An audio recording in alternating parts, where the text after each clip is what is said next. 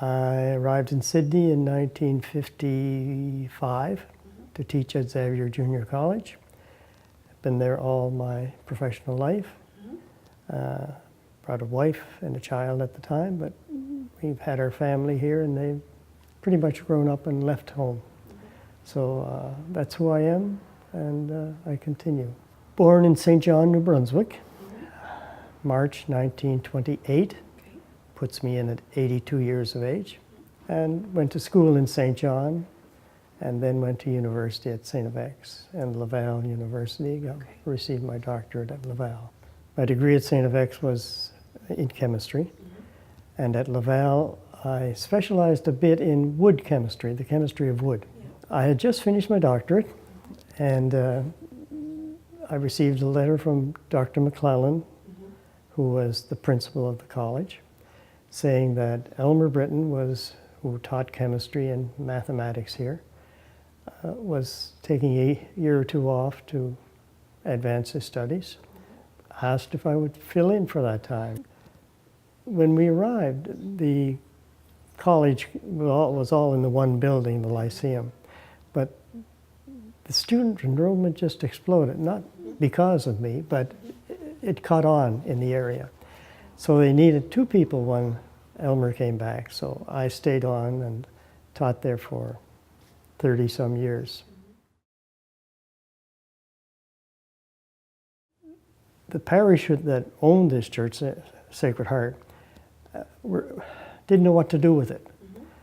Up until then, the Lebanese had used it, but now it was vacant, and now it's been burned. What do we do with it? So they were discussing demolishing it. But now we have Canada's centennial year coming on in a year or two. And the government of Canada wanted to increase the interest of Canadians in the upcoming celebrations. There was a young fellow in the North End here, Stephen Thompson, who got thrilled by it. Well, Stephen Thompson and his friends decided what they would do would be to clean out this church as their centennial project. They got authorization to do that. They got the key, so they came in and they started tearing the place apart, taking things out, debris, trying to clean it up. So the place was cleaned out in this volunteer way. So this is 1966. We were very pleased with this. And Bob, and there was a few other people involved, Sister Margaret Beaton, Sister Mother St. Margaret of Scotland then, and Mrs. Day were interested. And we said, well, what do we do with the church now? The parish doesn't want it. You don't want them to tear it down now. And we said, well, let's make a museum out of it. And, well, we need an organization. So we decided to form an organization to own the church or run the museum. The Old Sydney Society. Great, because when you say a building, society for the preservation of heritage buildings and so on, you restrict your field. But Old Sydney Society opens it up to no limits.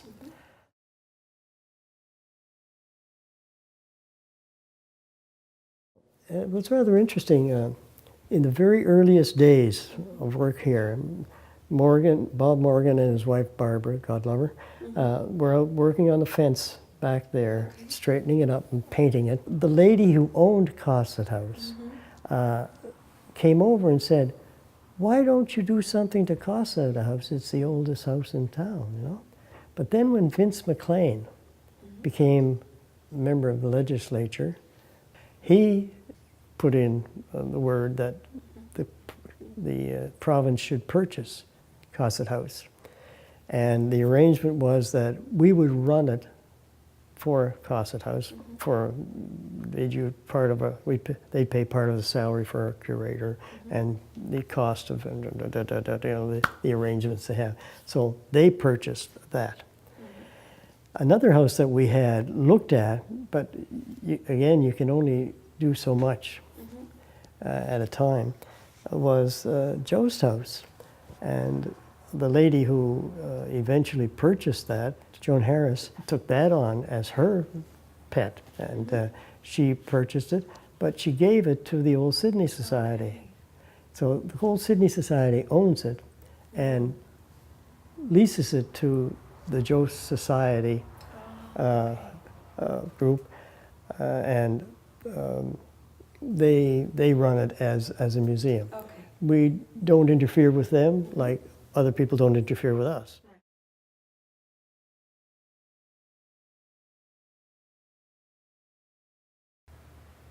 Cosset House, we don't own it. We get paid for running it. Right. Jost, we own it, but we let other people, you jumble what works. Yeah. Whatever works, we do it that way. And then, of course, we have the ghost tours and the publications and the lecture series. The lecture series has really taken off. You give researchers a platform to tell what's happening. And out of that comes your publications. And out of your publications, and things just snowball. All of these things create an interest in the history of Cape Breton. And a lot of things have evolved from that in the surrounding areas. We were the first historical society in Cape Breton after the one that on the north side. But I don't know have you counted them? How many there are now? There must be 24 anyway. Absolutely, yeah. Yeah. And if you look across the province, during that period, a lot of people across the province got the spirit of what we had here. And they were coming in from the little red schoolhouse down in the valley to see what we were doing. And so there's that a whole subculture has grown up.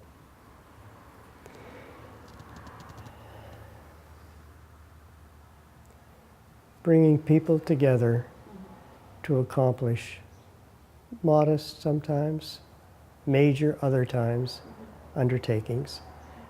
And the goodwill that working together, the wonderful work that can be accomplished by good people working together on things. And you look around at any of the projects that I've done, it's other people who have done these things, but they need coordination. If a person is in an environment where ideas are born and kicked around and explored and built and discarded if they're no good or delayed or something, then you get a lot of things done. Not any one year, but the things we've been looking at, you're looking at 30 years. Absolutely. Yeah.